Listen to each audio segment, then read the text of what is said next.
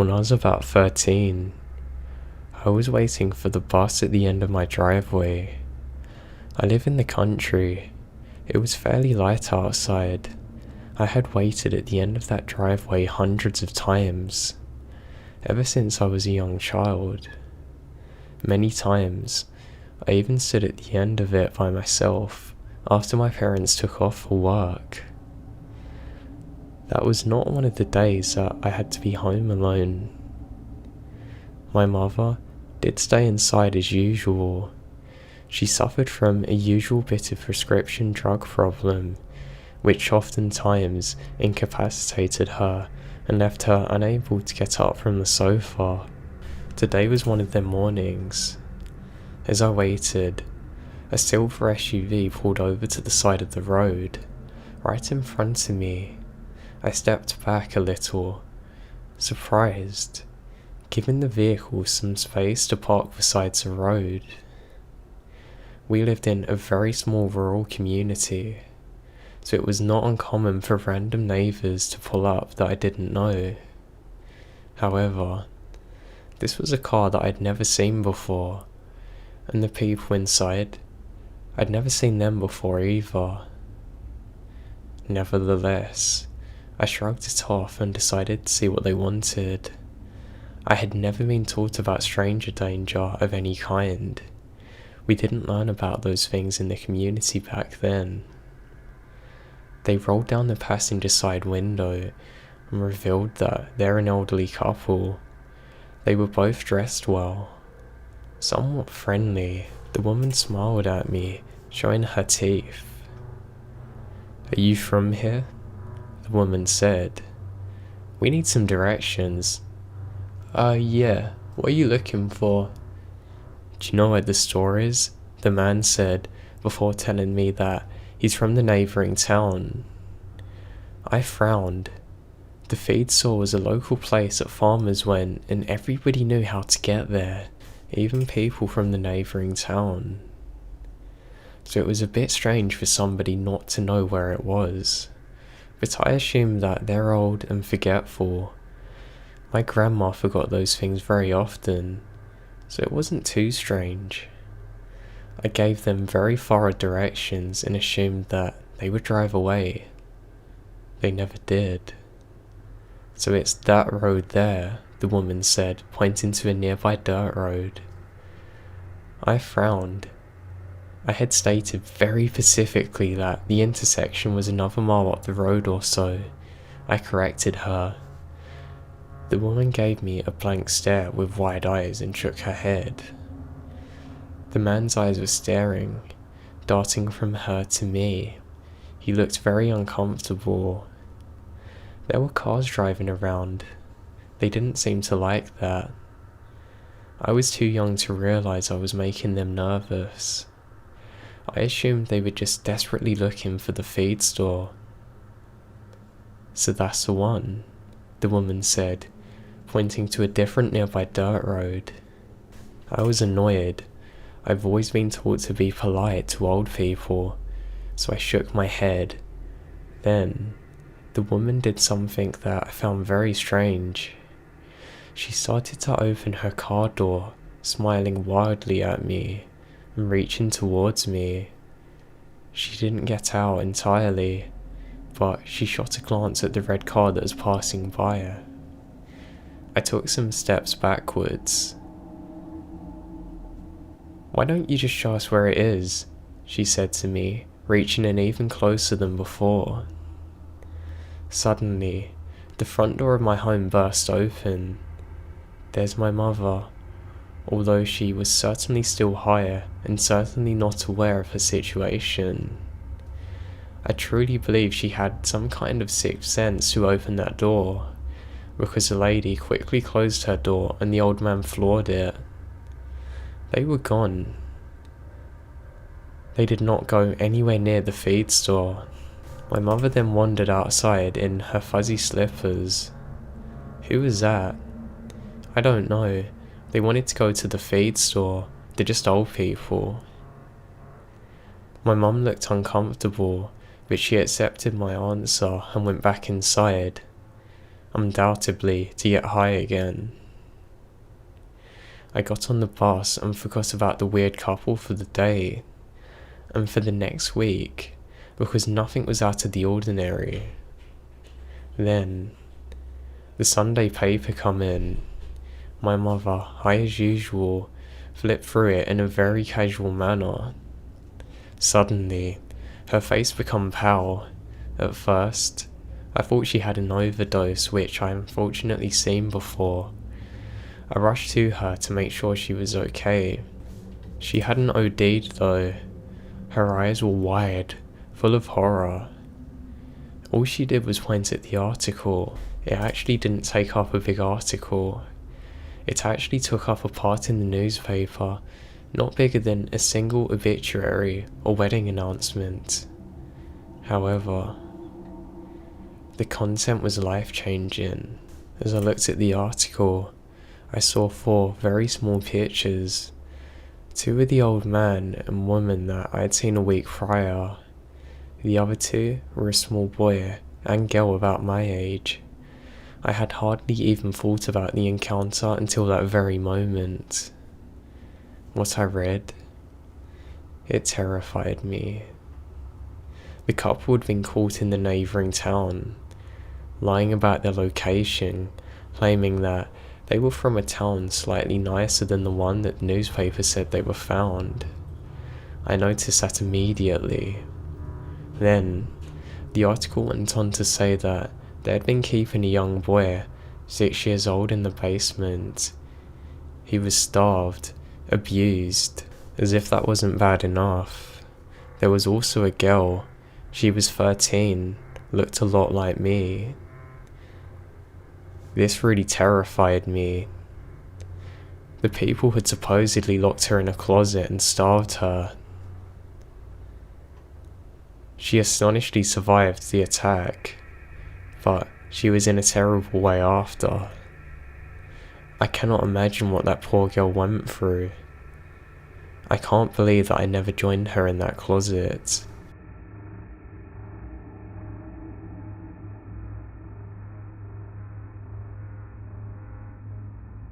About 4 years ago, I was a junior at a small college in LA County.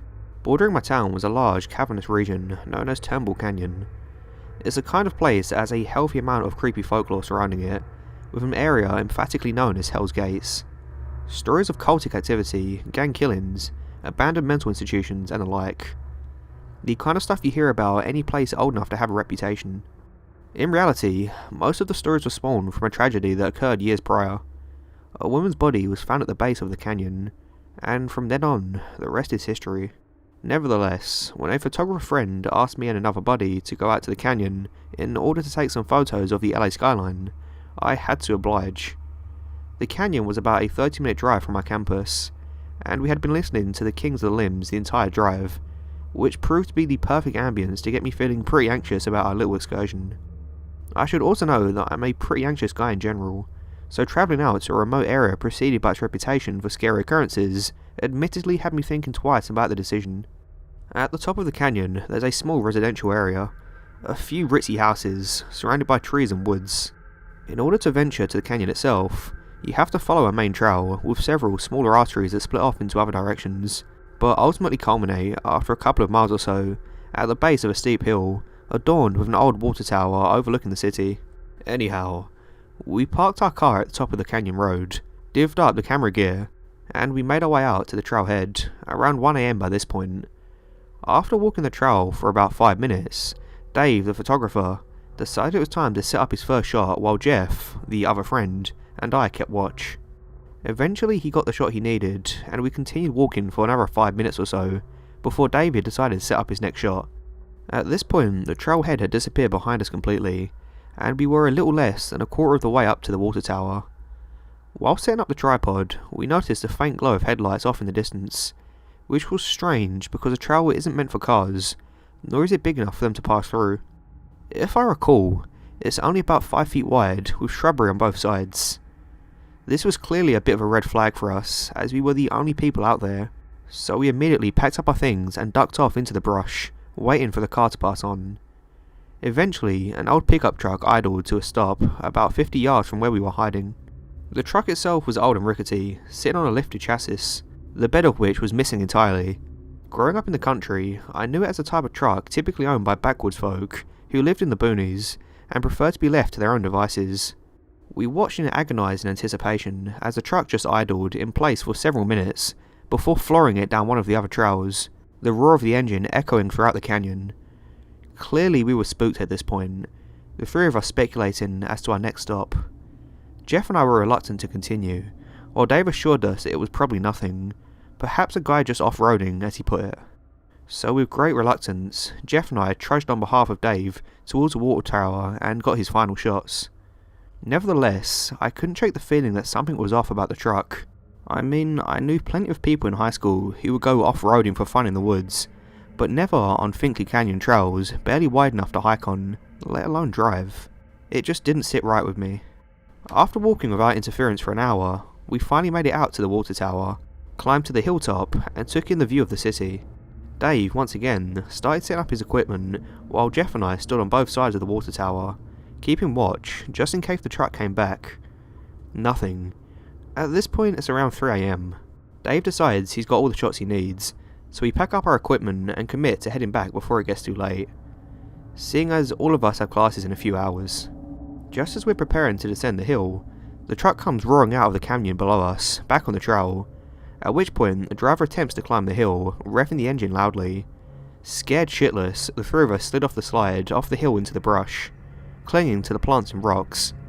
As the truck finally made it atop the hill, slowly driving around the tower, we could see the glow of the headlights each time it circled above us. After watching for nearly 10 minutes, while we was also trying not to make any noise, the truck eventually descended the hill, stopping in the middle of the trail not more than 100 yards away. We watched as a scruffy man, maybe 50s, stepped out of the idling truck into the glow of the headlights, moseying around looking at the ground. He then knelt down, looking at something in the dirt, surveying the area intently. As he did so, it became increasingly apparent that he was tracking something. Our footprints. This part still chills me to the bone. As my friends and I huddled together, watching in complete terror, another man wearing a long, dark parka emerged from the brush, right where we had been hiking, joining the other man at his side. Apparently he'd been out the entire time we'd been walking the trail, just watching us, following behind at a safe distance. The two of them talked for a long while, but we couldn't hear a word. They continued scanning the area, looking at our footprints, but eventually got in the truck and drove off down one of the forks in the trail. We sat there in silence for a long time, waiting nearly 2 hours just to ensure the coast was clear, at which point we made it like hell back to the car, down the canyon and back to our campus, just in time for class.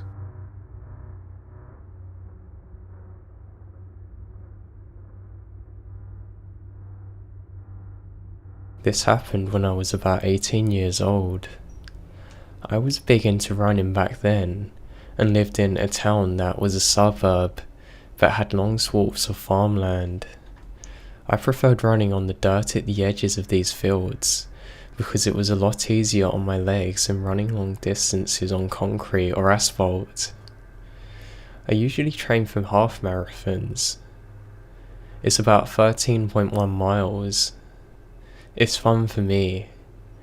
This particular day, I was planning to run an easy 6 miles. I told my mum about this.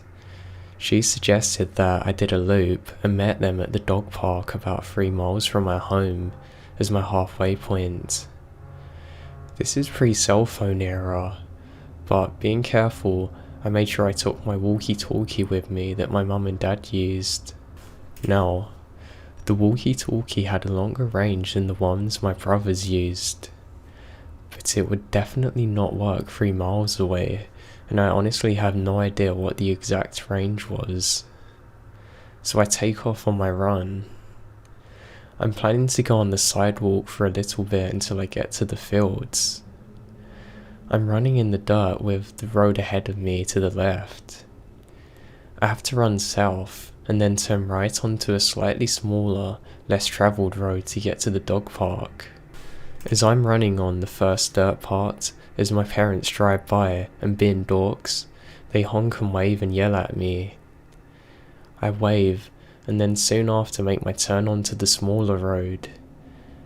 This one is road, me on flat dirt, small drainage ditch, forever of lettuce field, then a wall that is a backyard of some houses. I start noticing how quiet this street is and how there's so little cars passing me upon this dirt road.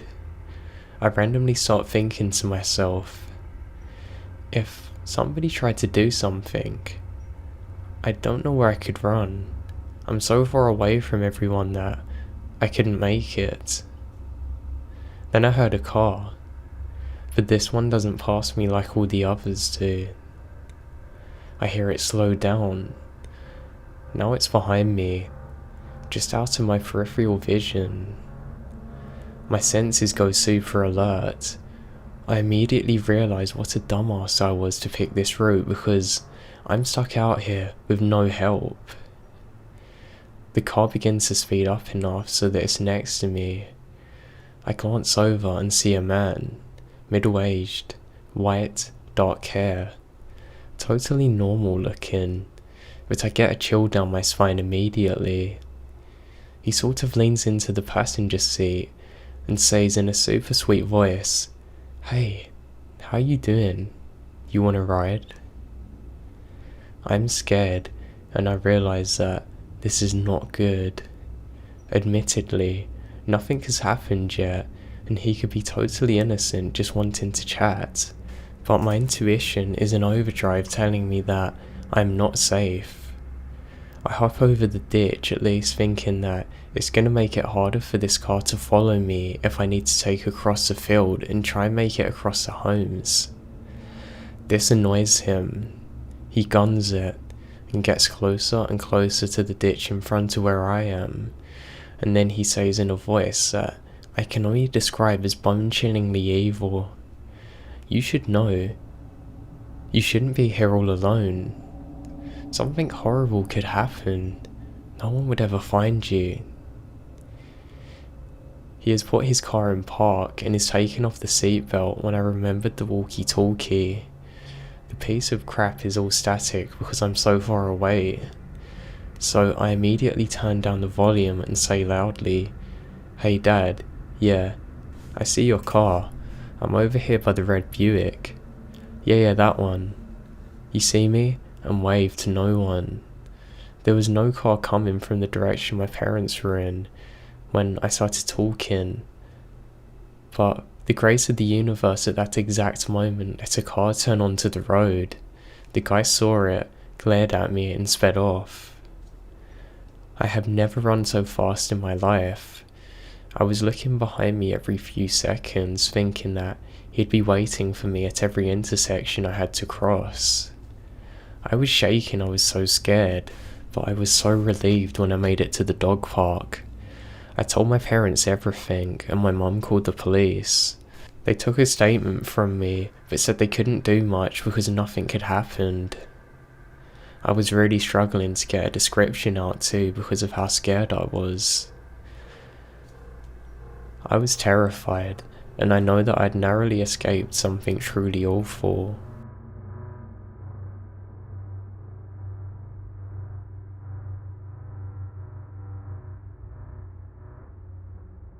I met Jamie in middle school, and the two of us hit it off instantly. We both had similar interests, and I liked her fiery attitude a lot.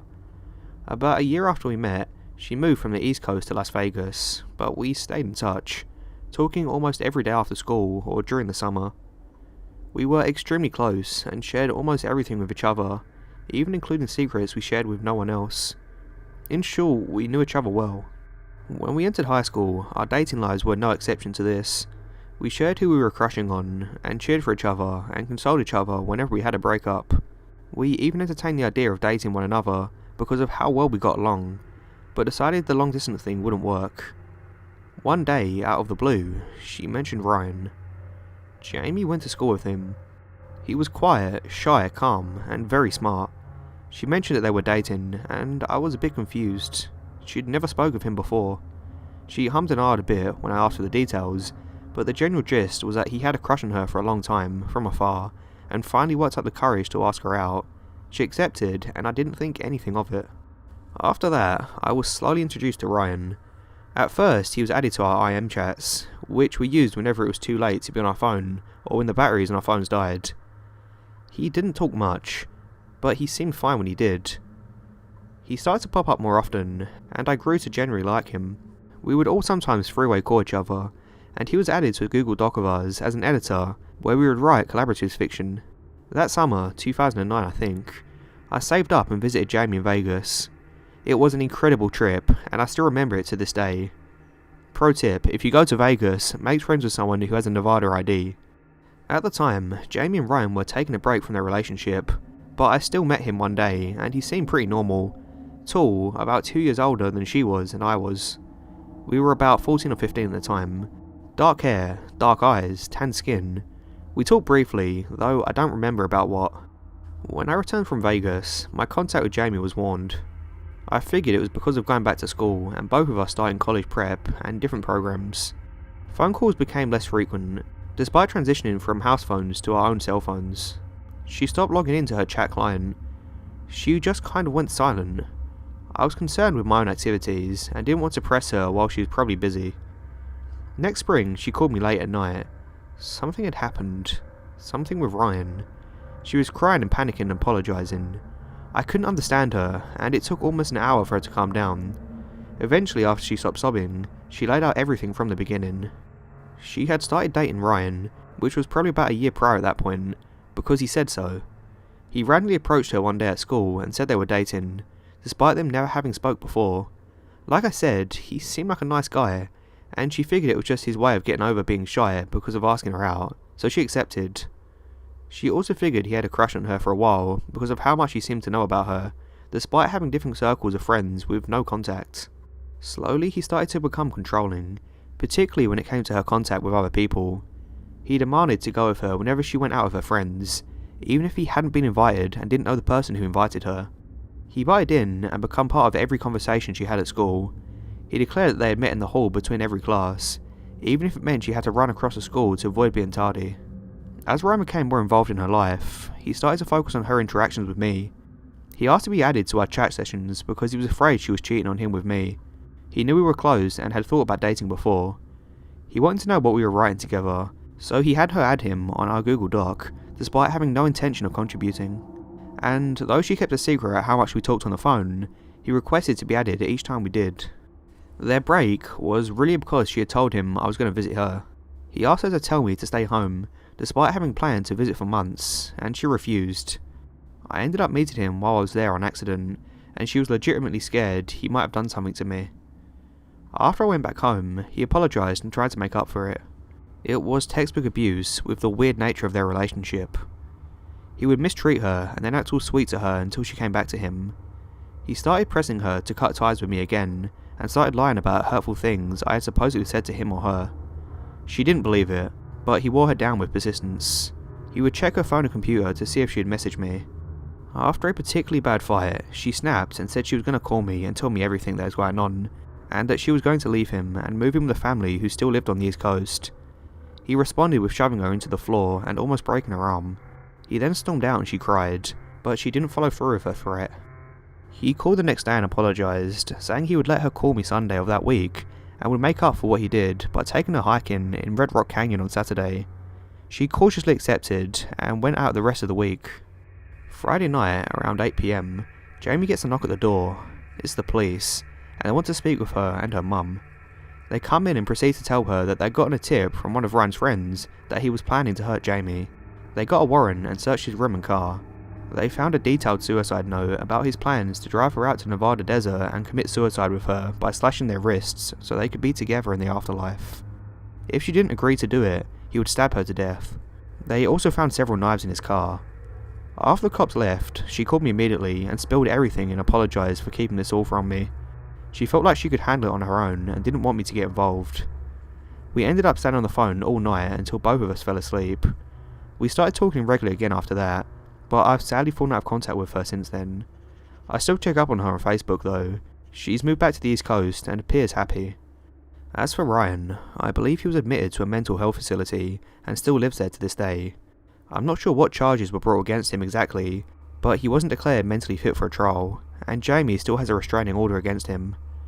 It just freaks me out that something like that could have happened to someone I was so close to. I talked to this guy, met him in person, and yet he was probably already planning to kill my best friend at that point.